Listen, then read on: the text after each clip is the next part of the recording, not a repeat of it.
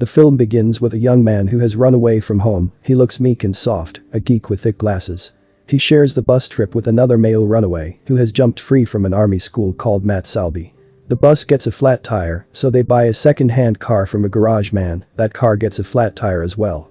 When Matt is changing the tire, his companion pushes him onto an incoming car. Both Matt and the driver of the car die. Special Agent Elena Scott, who is sent to Montreal to help in a murder investigation. Agent Scott's approach to profiling the serial killer is somewhat eccentric. She goes to a crime scene, lies down in the position the victim was found, and uncovers clues the police did not notice. She gets inside the head of the serial killer and comes up with a theory that the killer is assuming the lives and the identities of the people he kills. The mother of the serial killer, Mrs. Archer, sees her evil son, who was supposed to have been killed by a truck years earlier, on the ferry. She goes to the police and talks to Paquette, but they do not let him reopen the case. Later, when the serial killer kills again, they have a witness who is an artist called James Costa, who can draw his face.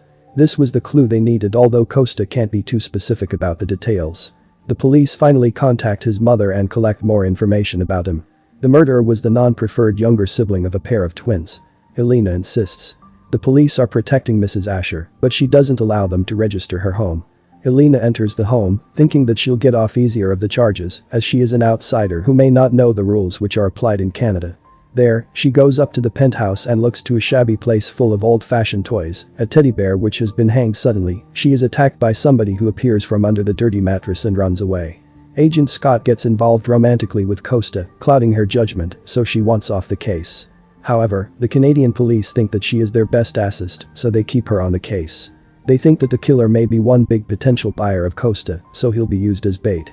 Costa goes to the toilets after having received a note, but the police tell him to forget about everything, although there is a suspense moment when the police cannot hear Costa, and he goes to the bathroom on his own. The investigation goes on, and Costa finally confronts his evil twin, Hart. In the ensuing fight, Costa is hurt, but Hart jumps from the window and leaves in his flashy car. The police run after them, and Hart's car burns to ashes to Hart inside. Costa is hurt but alive. That night, he and Elena make love. Mrs. Asher has to identify her dead son. She gets shocked and leaves without saying anything after looking into the corpse's eyes. The police laugh at her. Elena goes after her because she smells something fishy. Mrs. Asher has already gone into the lift. Costa is inside. He is the evil twin. His mother says that she's not afraid of him. When Elena arrives, Mrs. Asher has been killed and lies in a pool of blood. Costa has left to the underground. He starts talking to a man, and he takes his life, as usual. Leclerc, the man in charge, is angry with Elena because Costa has run away. Time goes on. Elena goes back to the USA, and she is expelled from the FBI. She has become white trash, living on a derelict wooden house somewhere in the countryside. She is pregnant. One day, Costa arrives with a physical appearance somehow different. She wants to kill her because she is pregnant of his babies, male twins. There is a fight.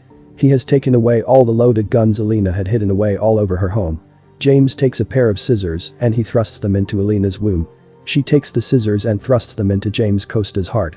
While he is giving his last breath, Elena shows him how she has tricked him. She is not pregnant at all. She has carried a fake pregnancy bag on her belly under her clothes. James Costa dies. Elena phones Leclerc. He says that he's glad to hear from her, as he was beginning to feel worried about her. Leclerc will go immediately to Elena's home to save her some of the trouble with the questioning and paperwork.